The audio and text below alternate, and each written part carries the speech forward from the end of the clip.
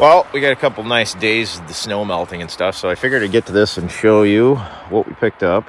This Z3, and they left the valve cover off of it, spark plugs out of it, all that good stuff. Super clean car. Came from Alabama. It's upstate New York now. I got to pull some of this old heat-treated wood trim off of it, and stuff like that. I'm not really concerned about the shifter and all that because obviously it's all going to come apart.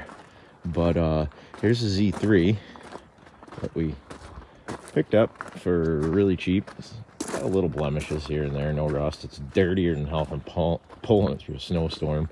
So other than the paint, it's in pretty good shape other than the clear coats off the bumper, so I have to address that at some point. Probably not right away, but yeah, so this is the car that is potentially getting rotary swapped with the ITBs, and we're gonna get to this hopefully soonish, or not. I hope so, because I'd rather do this than mess with the Corvette right now. But as you can see, super clean.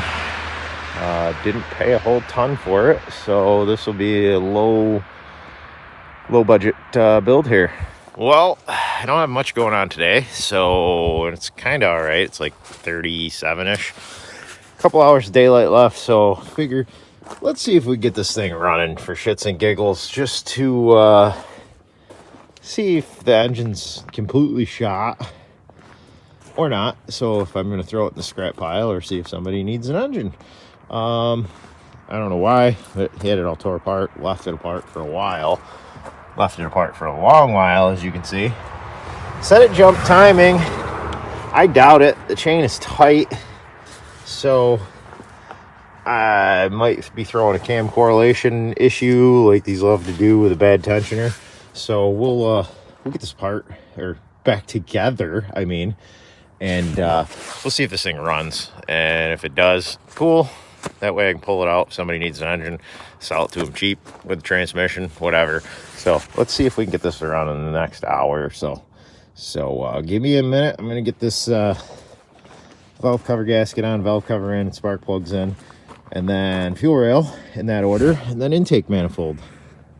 So give me just a second. All right, before I get too much farther, I got the plugs in, valve cover on, fuel rails, fuel lines all hooked up, coils, all that good stuff. I am going to crank it over and see if I got compression. We're going to start there, and then I guess we'll get the intake manifold on. Oh, let's see if the battery's charged or what's going on, see if it turns over. Either way, it'll prime the oil. The oil will look like tar in this thing. So, well, let's see.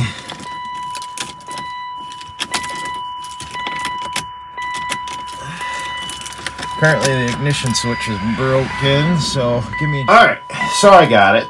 Took 2 seconds, so just had to put the camera down. So, let me try and turn this thing over again. Oh, we're locked up again. Sweet. So, we're going to have to address this ignition switch regardless. And, yeah, let me get back. Well, I turned it over for a second. We got compression. So let me address this ignition switch and get the intake manifold on. We'll see what we got. Well, got it all together. Don't look good. They had the firing order all wrong on the engine. Anyways, this ignition switch is a pain in the you-know-what. But she pops and bangs, but... So, fuel pump's primed.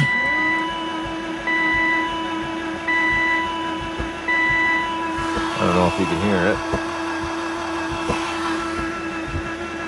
But I think she's donezo either way.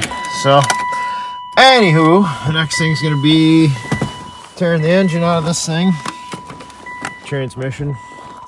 All that stuff. And getting it ready for the rotary swap. Well, roll the windows back up first and then unhook the battery. But, yeah, just a little short one with the time that I don't have anyways. So there it is. Had a little fire trying to get it to start, and that's how I figured it was done. So I sprayed some brake clean in the intake manifold, one tank it over, and well, the firing order being wrong probably didn't help, but then blew the intake right off. So, well, the intake, this, not the intake itself, for some people get a little upset over that. So when I was going back editing this video, I noticed the cams were just slightly out of alignment. So they're supposed to both have cubes that point in the back cams that you put the tool on. And I noticed that one was turned a little more that way than straight.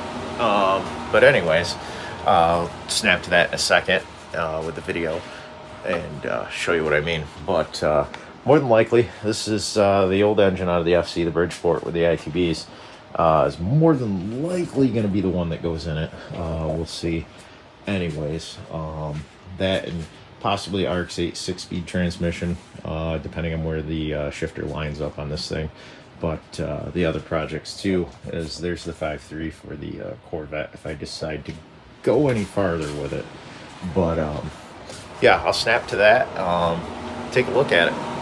So you can see in this picture that the intake cam is slightly out of alignment. I drew the arrows pointing where the cams are supposed to be corresponding. When this is top dead center, these are supposed to be pointing straight up. I got to check top dead center on it again, but you can see the intake cam is slightly rolled over a little bit, as the lobes are supposed to be pointing straight up at the same time as the lobes on the exhaust side on cylinder 1, which is closest to the timing chain. So I'm going to put that in top dead center again, pull the valve cover off, and check and see if that's off a little bit.